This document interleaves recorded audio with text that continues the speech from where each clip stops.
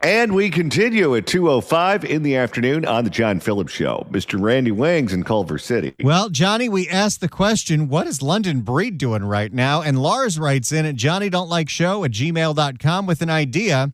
Here's what London Breed is up to. Nothing. As a former mayor, she gets an $87,000 pension. And as a former member of the San Francisco Board of Supervisors, she's collecting a $100,000 pension from them. So you know what London Breed is doing? Make that money. Maybe she's on a cruise ship. Hey, if she ever wanted a new career, she'd make a great Huell Hauser. Wow, this is really nice.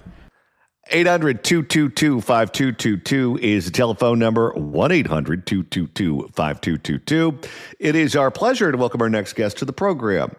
You can follow him on X at The Armed Liberal himself, Mr. Marc Danziger. Welcome. Hey, John, how are you? I'm good. Thanks so much for stopping by on this Thursday. I'm happy to, sitting out here in sunny Simi Valley. All right, with all the retired cops. Let's start out with the State of the Union this week, where President Trump gave a very long speech, touched on a number of subjects that he is pushing in the Congress, including trying to ban members of Congress from being able to buy and sell stocks. Nancy Pelosi got a specific shout out during that portion of the speech. What did you make of the president's speech? It's frustrating because the speech is sort of a hot mess, right? He's not somebody who can manage kind of, rousing rhetoric or something that's going to kind of get people pumped up or anything like that. And that's frustrating because I think, the reality is, as somebody who didn't vote for him, right, not a fan, he's done a better job than I kind of thought he would in a bunch of dimensions. And as much as he keeps tripping over his own unwillingness to work the political process, i.e. tariffs, stuff is going kind of amazingly well. Now, will it keep going well? Are things getting sketchier and sketchier? Sure looks like it. But he absolutely hasn't been a train wreck. And what frustrates me on one side is that if he could just be like a normal, articulate politician and talk about things the way normal politicians do, he probably wouldn't be nearly as despised by a lot of people. But talking out the other side of my mouth, if he could do that, he probably wouldn't be able to make the kind of moves he did, cut federal employment by a third, start driving some actual accountability into some of the programs that we have out there, things like that, which just, regular politicians just whistle by because they can't make their constituents mad. So I'm sorry I can't give you like it was the best speech ever, or, I hate him, and how could he have those hockey players on, and how dare they go talk to this guy kind of talk, which is what all the teams are doing, but I'm not a team guy. What did you make of the Democrats' decision, many of them, not all of them, many of them, to not show up for the speech, but to be snarky on social media or attend alternate events and not show up to Congress as they normally do? So I don't know if you remember during his last administration when Nancy Pelosi tore his speech in half behind him while he was on TV. How could we forget? He gave a State of the Union. She tears his speech up, and she thinks she's, raising a fist and showing resistance. And she looked childish. And she made the Democrats look childish. And I think that a lot of what I call the normie vote, which is people like me, right, who aren't like staunch Democrats who will wear the resist pin or do whatever we're going to do, or staunch MAGA people. And I've got a ton of friends who are both Democrats and Republicans, right, who kind of feel this way. They look at this nonsense and they're like, look, we're not loving Trump, but you people look like grade school children. And why in the world would we want to hand you the keys to the most powerful republic in the world if this is the level of maturity that you're going to act with? What was your reaction to, because so many of the partisans didn't show up, the ones who crave attention did show up, And boy, did the camera love them, including Ilhan Omar, who was shouting profanity at the president from her seat, Rashida Tlaib, who was wearing profane buttons, bleep ICE on her lapel while she was shouting profanity at the president. You had a congressman from Texas who showed up with a sign that said, "Black people aren't apes." It was a rowdy crowd, and the loudest voices in the room got a lot of time on camera, and I don't think that was good for the Democratic Party. No, I think it was very bad for the Democratic Party. I think this is the point where the Democrats stand up and say, you know, we're the adults in the room. We want to fix things and make things work. We've heard you, voters. We understand that you were unhappy with the way things were, and we're prepared to make course change and work with us to let us actually deliver it in some meaningful ways. The one who's taking that position is John Fetterman, of all people. I think the two Democratic politicians who I'm fanboying over right now are John Fetterman and Matt Mahan here in California.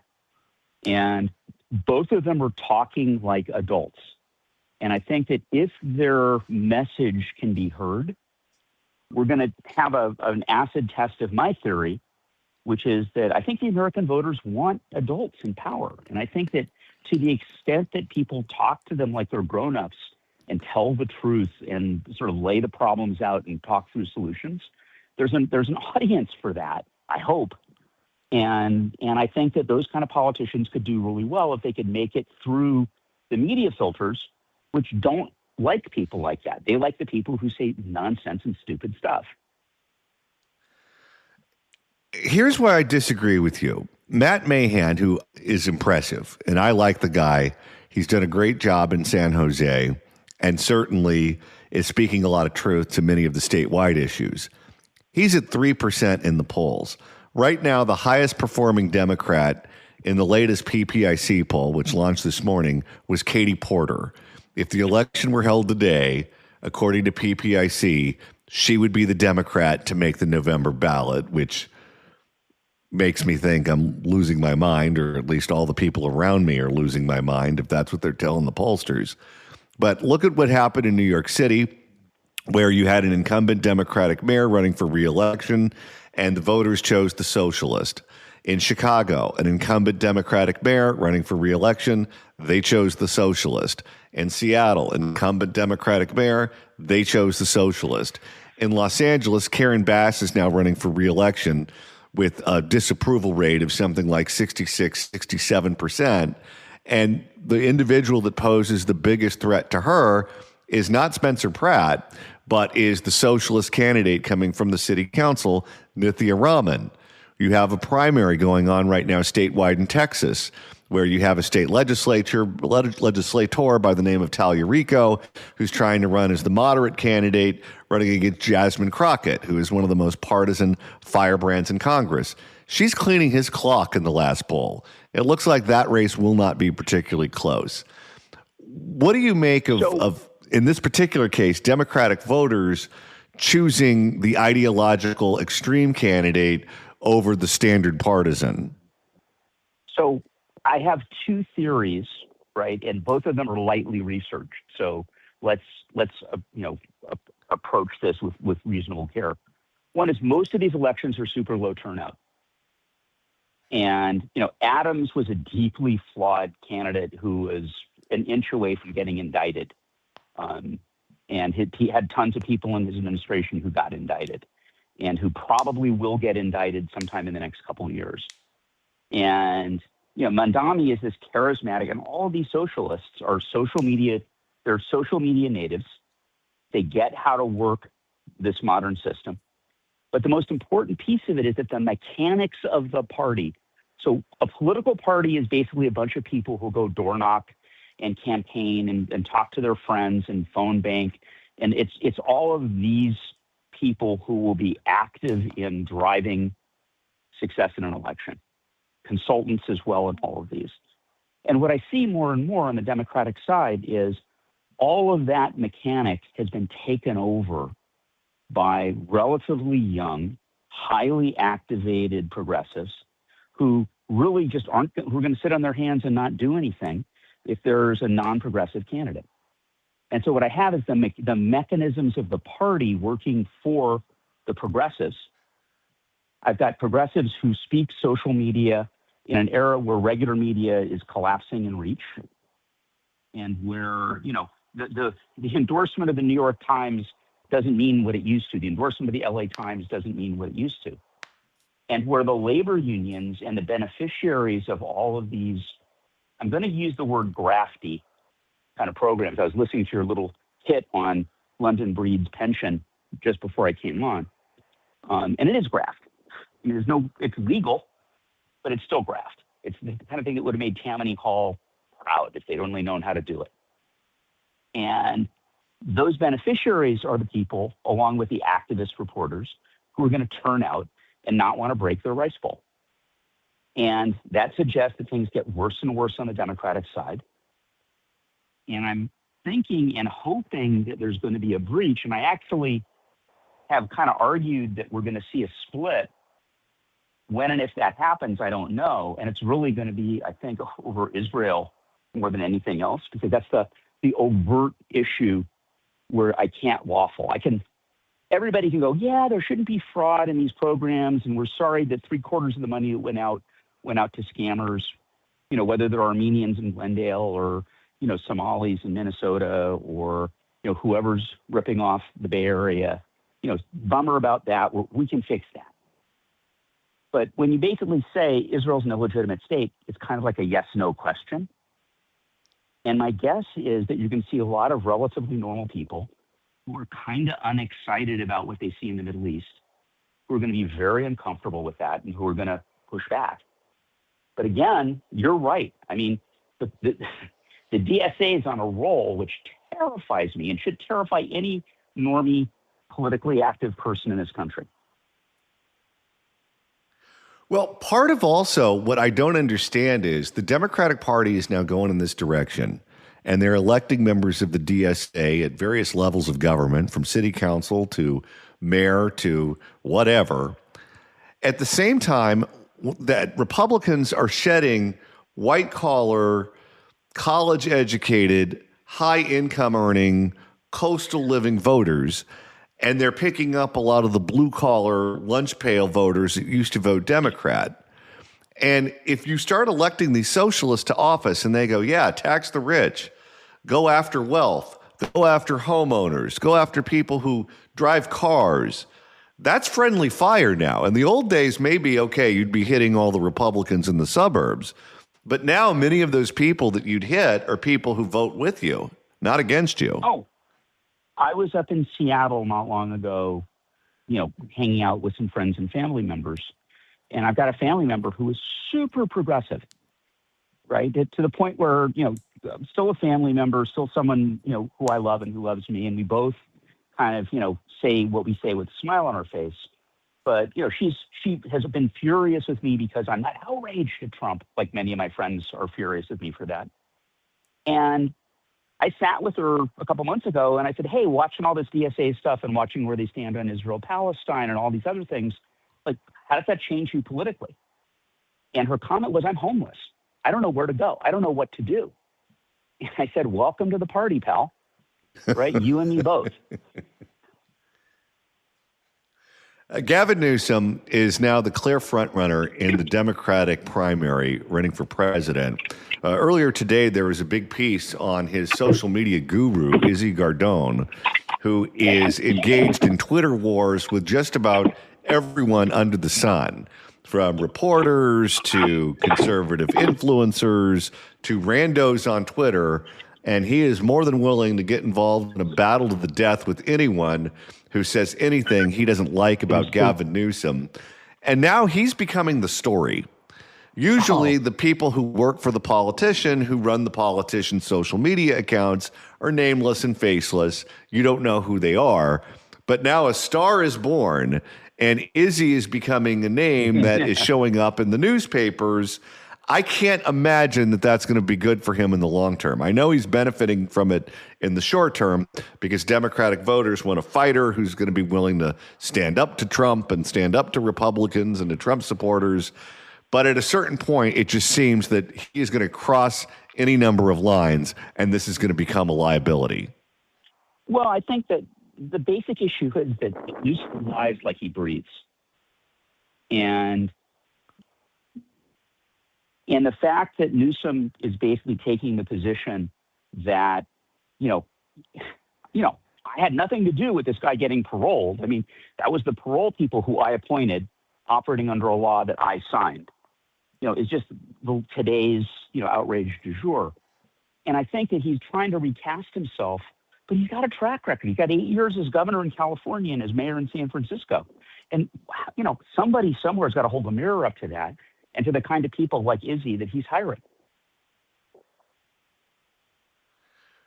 Izzy is particularly aggressive with the California press corps.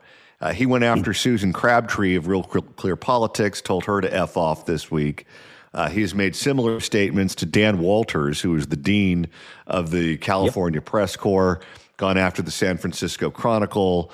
You name it, they've had either a public or a private spat. Many of these people have talked to me privately about it, that they've had dust-ups with him where he was rude and unprofessional privately, but they don't want to engage in a public battle with him, so they've just kept those emails privately.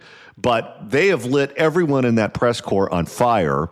Most recently, Newsom's wife went after a primarily female California press corps, blaming them for abortion, for Roe versus Wade being overturned, because they dared to ask questions about the bullet train and not about the topic of the press conference. Off-topic questions, by the way, very common here in California and beyond.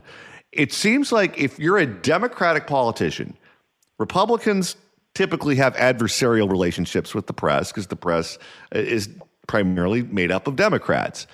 But Democratic politicians usually have a good relationship with the press. Many of them come from Washington, where they've been dealing with these people for a very long time. In Newsom's case, he's coming from California. He doesn't have a good relationship with the press, and he's doing everything he can to kick dirt in their face. Do you think that makes him look like a fighter, or do you think that's going to come back to haunt him? I've actually thought two things about it. One is that it's idiotic because there's so much dirt in Newsom's past that an active media could dig up and present that, I wouldn't even know where to start. And if they really want to take out their shovels, they're going to bury him very quickly. The second thought I have is maybe he's really smart, and what he's doing is inoculating himself against that by claiming that the reason they're doing it is because his press deputy was mean to them. And that, if that they didn't feel like they got the respect that was due them, and as a consequence, they're digging up and throwing dirt in his face, which I think is absurd, but it's the kind of thing he would say. Yeah, I don't know if it's going to work out for him in the long term. I think he's got a short-term sugar high because the hatred that Democratic voters have towards Trump is just off the charts right now. But he's not going to run against Trump. He's going to run against someone else. And if he's running against Rubio or J.D. Vance or someone else, that's a totally different world, and that's a totally different environment than the world that exists today. And he's going to look like yesterday's news. And it reminds me of a answer that Liza Minnelli, of all people, always gives when people ask her to sing Somewhere Over the Rainbow, a song that her mother, Judy Garland, made famous. She said, no, those songs have already been sung. No one gets famous singing someone else's songs. And Newsom is trying to do Trump's act, but he's not doing Trump's act. He's doing an act that he sees through a funhouse mirror that he thinks is Donald Trump, and I don't think he knows how it comes off. Well, I mean, Trump is Trump and I'm going to use the word authentically, right? Trump is an authentic human, like him, hate him, think he's despicable, think he's wonderful, whatever you think, Trump is being Trump, and he can't do anything else. At the same time, Newsom is clearly like a 12-year-old kid play acting Trump. And to an extent, I think what's going to wind up happening to Newsom because of that is that he's going to wind up in a place where people look at him and think he's a baby and an infant. I'm praying, and they're just flatly, not willing to give him the role of somebody who's president. All right, Mark, we're going to have to leave it there. Marc Danziger, The Armed Liberal. You can follow him on X at The Armed Liberal. Marc Danziger, thanks so much for stopping by. Thank you, John, for having me again. 800-222-5222 is telephone number. 1-800-222-5222. I'm loving all of these emails about what to do to get the ducks out of my backyard. You've got some good ideas. I like the one that said, get the armed liberal to Elmer Fudd them out of your yard. One person just sent me an entire Amazon page of devices that they sell to keep the ducks out of your backyard. Looks like I have many options. If you'd like to email us, you can do so at johnnydon'tlikeshow@gmail.com. That's johnnydon'tlikeshow@gmail.com. And if you're in the Central Valley over the weekend, Randy, you can listen to us. And how great is this? I just put together the Fix California Hour replay for KMJ in Fresno, and it's going to be pretty much the first hour of today's show, which included us talking about the registered sex offender that is running for city council in Fresno. So you want to give that another listen? Well, you can do that because we air this show live every single weekday from noon to 3 on 790 KABC in Southern California, 810 KSFO in the Bay Area, but that wasn't enough.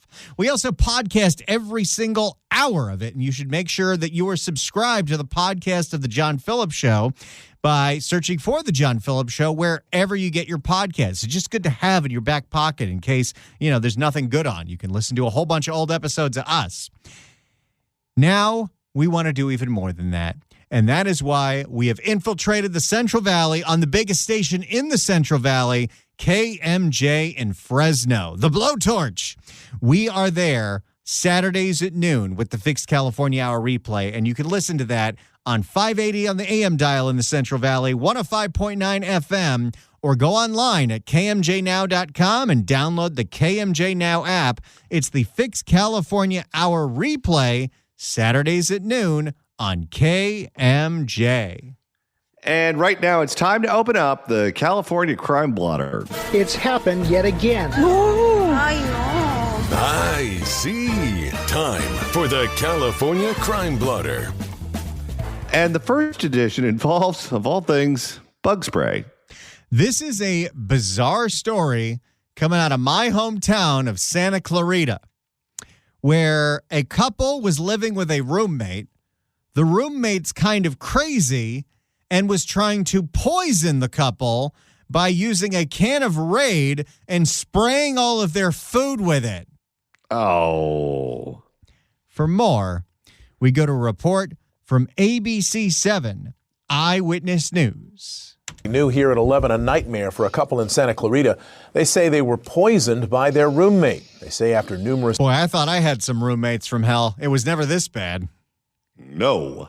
I just had a girl who was pissed that I stopped letting her smoke my pot, so she unplugged my pool. That's a true story. They say after numerous illnesses and emergency room visits, they discovered their food was being coated in what appears to be bug spray. Eyewitness News reporter Leanne Suter live with those details. Leanne. Mark, that toxic tenant seen... See, there's the alliteration that ABC7 is known for.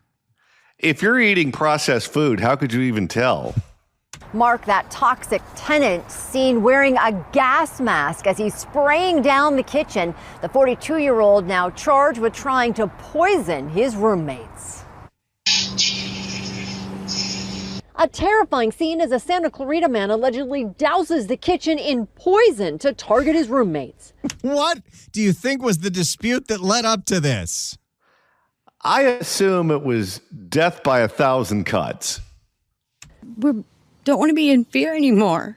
We're tired of it. We just want to be safe. Billy Sonhopper and her husband David say 42-year-old Timothy Bradbury has been targeting them for months, but it wasn't until they saw the surveillance video that they realized their lives were in danger. You go real quick from, boy, that guy's annoying, to, oh, wow, he's trying to kill us. I wonder if they had upset stomachs because of the poisoning. They would then turn around before they figured out what was actually happening, and they would blame Chipotle. He was spraying stuff all over our groceries, like our fruit, our vegetables, our coffee pot that we use every morning. We were feeling funny, and we've gone to the Nothing like a fresh cup of bug spray in the morning to wake you up. Oh, boy. They thought Juan Valdez was losing his touch.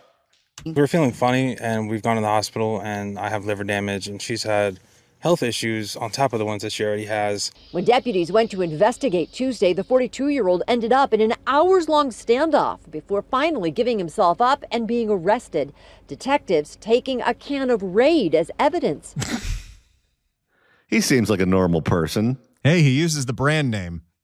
Bradbury charged with poisoning the couple. They say his tactics have been escalating.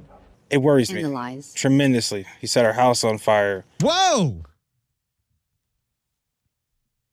So he's a firebug, too. This guy has more than one screw loose. It worries me Analyze. tremendously. He set our house on fire.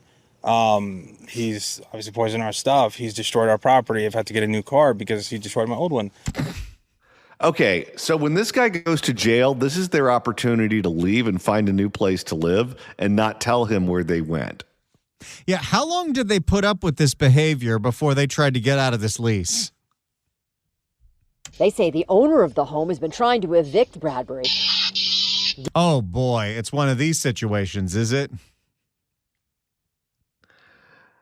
In California, it is so impossible to evict people. This guy was able to stick around. And after he was arrested, he was released. And even though the landlord is still trying to evict him, that process still has to go through. So he was still able to go back into the house that he filled with poison. Seems about right. Given the shocking video, they say they are terrified of what could happen next. I mean, what do you escalate from poisoning? Well, he also tried to light it on fire, so we have the pyrotechnics, too. We've been in fear of our lives, like literally him actually poisoning us enough where we die or something really bad happens. I really got to know, and I feel really awful for this couple. But after he destroyed your car, you don't leave?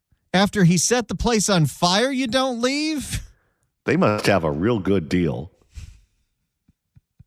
We've been in fear of our lives, like literally him actually poisoning us enough where we die or something really bad happens. The sheriff's department says that their investigation is continuing tonight. For now, the 42-year-old faces a felony count if convicted. He is facing a felony poisoning charge. How would you like to be his cellmate? So that's what's going on in the Santa Clarita Valley, where an insane roommate was trying to poison his fellow roommates with bug spray. And Randy, it's time to reopen the blotter. If the cashier is dummy. We couldn't make this stuff up if we tried. I said, hell no, baby boy. Let me get up on out of here. It's the California Crime Blotter. And this edition takes us to Chino. This is a wild one. You know how bad traffic can be in Chino sometimes? Well, sometimes the traffic is so bad that while a truck is stopped, somebody's robbing it in the back. I didn't know it was that bad. For more, here's CBS LA. I'm about as bold as it gets in Chino. Thieves robbing a semi-truck driver while he was stopped at a red light. CBS LA's Leslie Marin shows us how they pulled it off and how they got caught. Watch as a semi-truck makes its way to the intersection of Central Avenue and Chino Hills Parkway in Chino Friday afternoon. But what looks normal is not. Police say inside the car, in front, and behind the truck are robbery suspects. In under a minute, police say the suspects cut a deadbolt, opened the back of the truck, took what they wanted, and took off. Boy, this is like old school mafia tactics. Grease lightning. This crime happens every day, unfortunately. Gerardo Pachuca. You want to know why everything's so expensive? It's because so much merchandise is getting stolen when it comes from the ports of Los Angeles and Long Beach and Oakland. Well, it's not just the trucks, too. They were robbing the trains for a long time. Yeah, but George Gascon said that was the train's fault for not having better locks. This crime happens every day, unfortunately. Gerardo Pachuca is a retired detective with the LA Sheriff's Cargo Criminal Apprehension Team. He says the crime isn't new, but the criminals are getting more brazen. And they're resorting to trying to cut truck drivers off on the roadways, hijacking them at gunpoint, doing all. And at what point, if you're the truck driver, I mean, I guess if you're an owner-operator, that's your truck, but you run for your lives because the payload is not worth your life. When did the commute home turn into Grand Theft Auto? Doing all kinds of different violent tactics to steal what they want. Chino police called the crime sophisticated and believe it was pulled off by an organized crime crew. Crews that are being seen up and down the state, according to Pachuca. You have organized crime groups who are coming in from out of the country, and then they have a crew of 4 or 5 guys, sometimes more, where they work like in a... So the burglary tourism rings have upgraded to just robbing trucks. Well, at least we're popular with somebody. Where they work like an assembly line, and they'll empty out 3 or 4 pallets in a matter of minutes. Police say the suspects did take off with $7,000 in computer equipment, but didn't get far. With the help of the department's real-time crime center, officers located the suspects as they were getting on the 60 freeway. You can see as the suspects are told to put their... See, it's really hard to get away quickly when the freeways are so jam-packed full of traffic. Oh, yeah. Well, especially that one. Going from L.A. to the Inland Empire, if it's anywhere near rush hour, those freeways are as clogged as Rosie O'Donnell's arteries.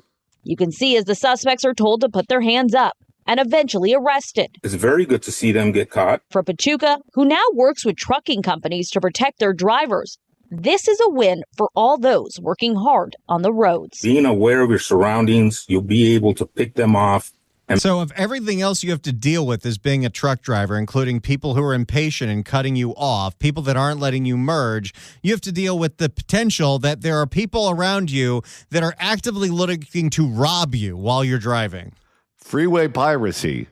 And be able to prevent some of these thefts. Pachuca says a lot of the stolen merchandise does end up on the black market. As for the crime here in Chino, well, police say they're still looking for 2 or 3 suspects that took off. Reporting in Chino, Leslie Marin, CBS LA. There you go. Trucks in Chino getting robbed at a red light. 800-222-5222 is the telephone number. 1-800-222-5222. Let's go to Tom in San Jose. Tom, hello. Hey, hi, John. Hopefully my cell phone's not going to be all wacky. I just got home. I don't have good coverage. Anyway, I was calling in because I couldn't believe that caller. That I think he's a regular caller. He's a liberal. Is that correct? He's actually a self-described liberal, correct? Marc Danziger, the armed liberal. Yeah, you can follow him on X at the armed liberal. Okay, yeah. I was like, I just assumed. I just got in the car driving somewhere, and I thought it was a conservative guy talking about, how he didn't vote for Trump, and I just wish that Trump would, be nice and sweet and kind. And I told your screener, I said, that's like asking, the sheepdog to be, really sweet and kind to the wolf when the wolf comes around.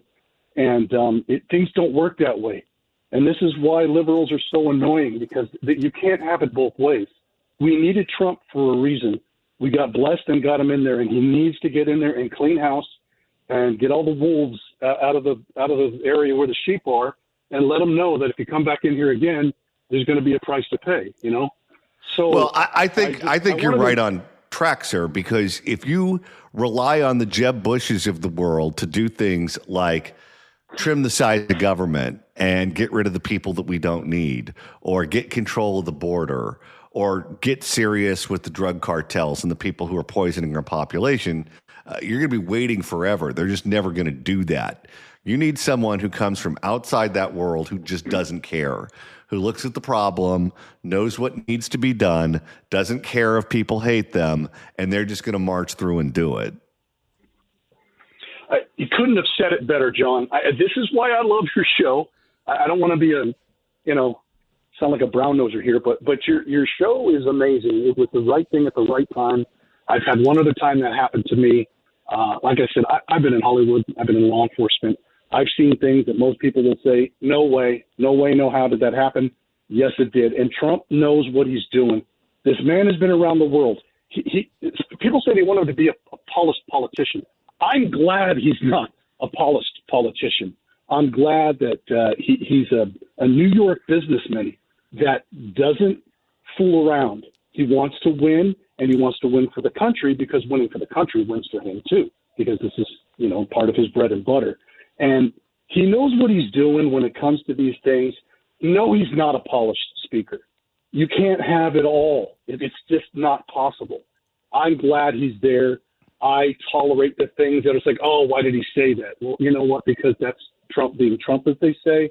And it's okay with me, because he's not doing or saying anything to be mean or malicious. He's doing and saying the things like he said, these Democrats are crazy. He's telling you the things that you're thinking, that you're yelling at the television screen. He's actually saying the quiet part out loud, as they say. And if he wasn't there, let me tell you, the border would be wide open. The man who was in charge of the cartel last week would still be in charge of the cartel. The criminal who was in charge of Venezuela would still be in charge of Venezuela. And I don't think our economy would be doing as well as it's doing right now. So he's not a politician. He doesn't come from that world. And you know what? I'm glad that he doesn't. Thank you for the call, sir. All right, let's reopen the blotter. It's happened yet again. It's Wild Wild West out here. It's the California Crime Blotter with John and Randy. And this would involve something I would never do, and by that I mean skydiving. It involves something I would never do, lying about being on disability. Wonder if there's any SAG-AFTRAs listening right now. Hey, here is CBS LA with an LAPD officer who was out on disability who got caught skydiving. Here's CBS LA. Tonight at 9, an LAPD officer charged by the DA's office tonight accused of disability fraud. CBS LA assignment editor Mike Rogers at the desk now. And Mike, the DA's office accuses that officer of going skydiving while on disability. Skydiving while on disability, Rudabeh. Those are the allegations against the LAPD's police officer 2 from 77th Division. Now, according to the according to the DA's office, he went on disability in 2023 after injuring his elbow while on the job. But then look at this. Wait, so for 3 years he's getting paid because he hurt his elbow? I'm telling you, disability is one of the biggest scams on planet Earth. I wish Elon had dug into that. After injuring his elbow while on the job. But then look at this. These are pictures provided by the DA's office when he allegedly went skydiving several times at a skydiving place in Lake Elsinore. You want to find disability fraud? Talk to anyone who works at the VA. It's one thing if you were someone who was in the trenches and you were in the war and you were doing a very physically demanding job, but you find these people who are out on disability from the military and you go, so what did you do? Oh, I was an accountant. What did you do? Oh, I was an HR. What did you do? Oh, I ran the sexual harassment program. Several times at a skydiving place in Lake Elsinore, and this is him working out at a gym. Now, because of these things, the DA's office says they believe he was fraudulently collecting disability money as a result of his fraudulent or exaggerated claim, they say.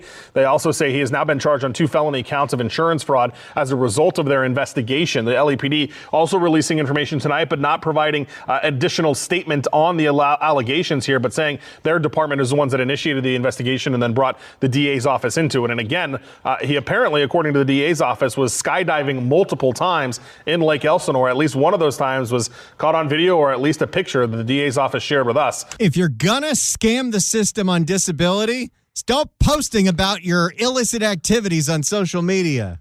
Just get off social media altogether. Trust me, it'll save you a lot of headaches.